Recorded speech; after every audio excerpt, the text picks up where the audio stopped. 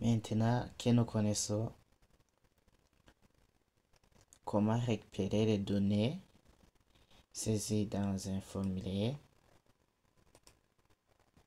maintenant que nous connaissons comment on peut récupérer ces données, il est temps de connecter l'utilisateur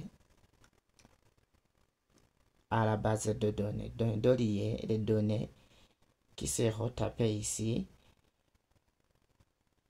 en fait, pour les envoyer à notre base de données gestion étudiée. Pour ce faire, pour faire la connexion à une base de données,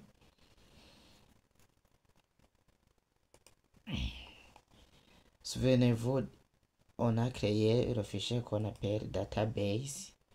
C'est database, je vais effacer tout ce qui se trouve à l'intérieur.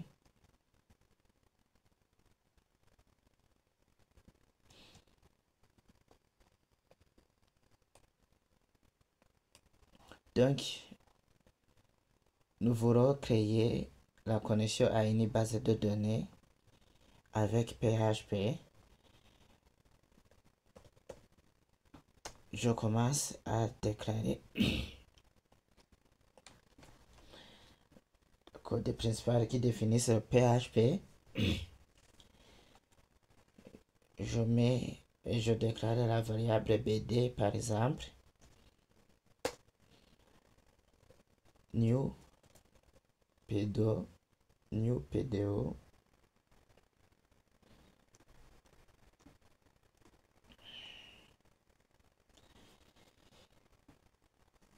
Et les papiers, vous allez vite comprendre ce que c'est. Ce que c'est la classe PDO. Nous voulons nous connecter à notre système de gestion de base de données qu'on appelle MySQL. Depuis host égale localhost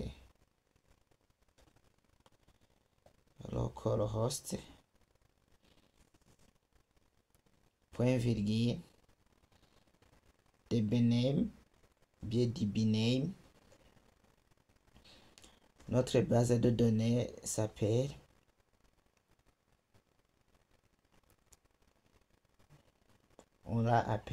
notre base de données, souvenez-vous, on l'a appelé gestion étudiant. C'est la base de données qu'on appelle gestion étudiant. Je mets le nom de la base de données gestion.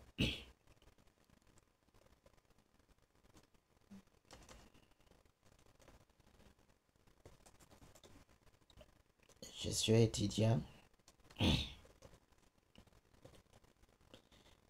Toujours, je termine par un point virgule. Je sors d'ici. Je mets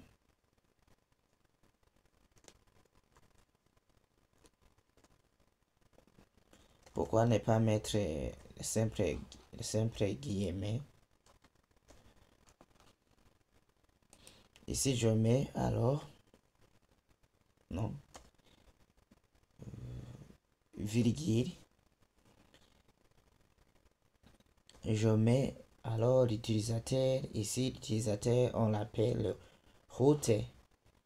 Dans notre base de données, l'utilisateur va être appelé route.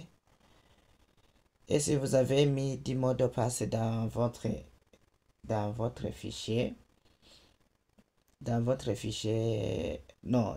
base de données, si vous avez mis 10 mots de passe dans votre base de données, ici vous allez mettre le mot de passe. Mais puisque moi je n'ai pas mis le mot de passe, je laisse un ensemble vide.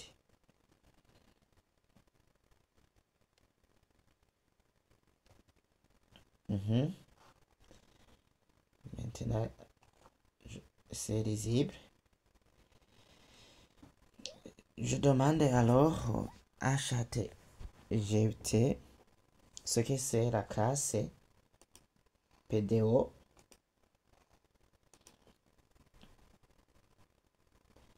Que signifie la classe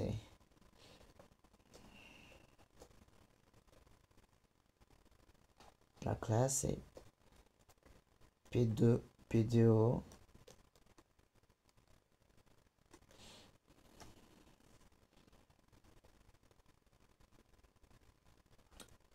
en PHP. La classe PDO signifie PHP Data Object. C'est une interface orientée objet qui permet d'interagir avec des bases de données de manière sécurisée, flexible, indépendante du système de gestion de bases de données.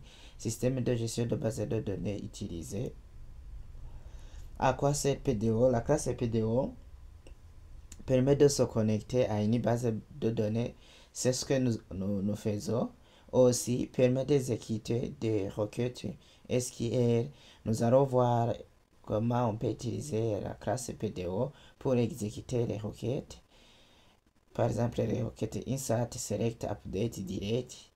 De protéger contre les injections SQL grâce aux requêtes préparées.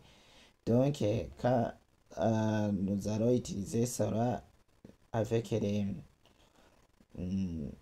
requêtes préparées. Ici, on utilise la fonction prepare, bind paramètres execute, de travailler avec plusieurs types de bases de données. Par exemple, on peut utiliser MySQL, PostgreSQL, SQL avec le même code.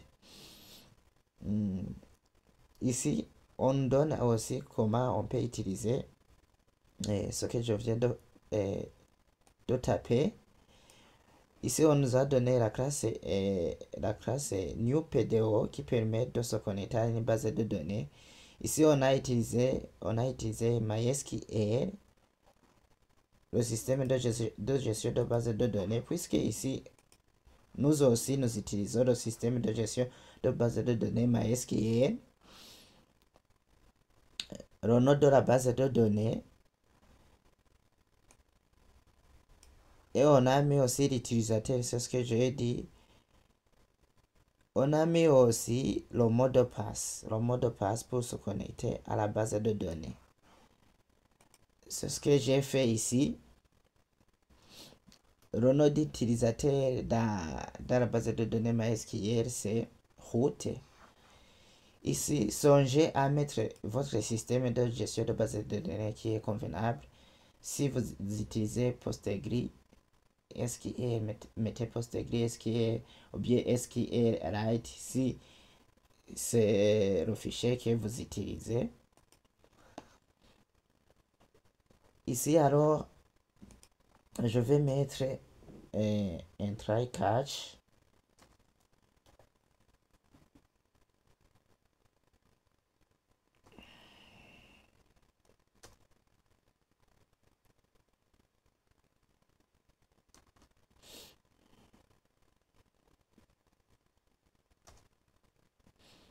Donc, à l'intérieur de notre try catch, on dit ok, ici, je vais mettre le code. C'est ce bout de code que je viens de taper, que je vais mettre à l'intérieur de try. Ici, j'indique que ok, va chercher par exemple la base de données qui s'appelle gestion étudiant comme utilisateur root et mot de passe vide, une chaîne vide puisque je n'ai pas mis la chaîne.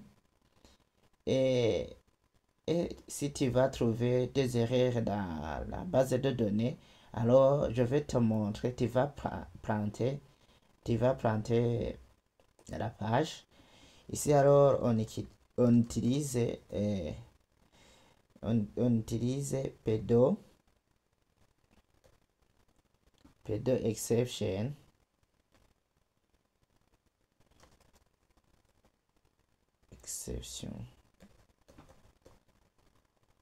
pour gérer les erreurs et on met la variable qu'on appelle et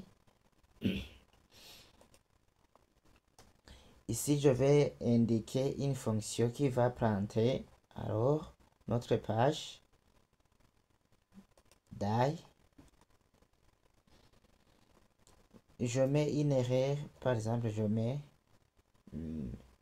ILO en anglais, par exemple, parce que j'ai dit que je vais coder en anglais. Je mets la concaténation.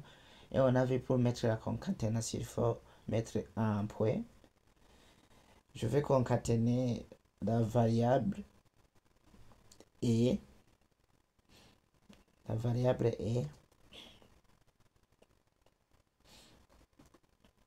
et puis je vais alors récupérer get message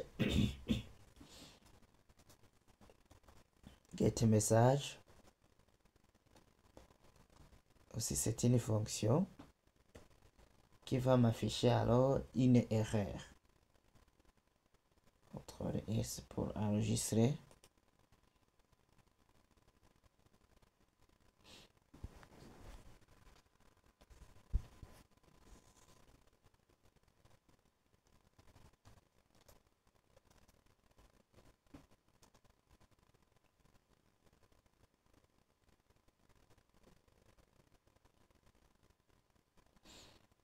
J'attends l'enregistrement. Oui, l'enregistrement est fait.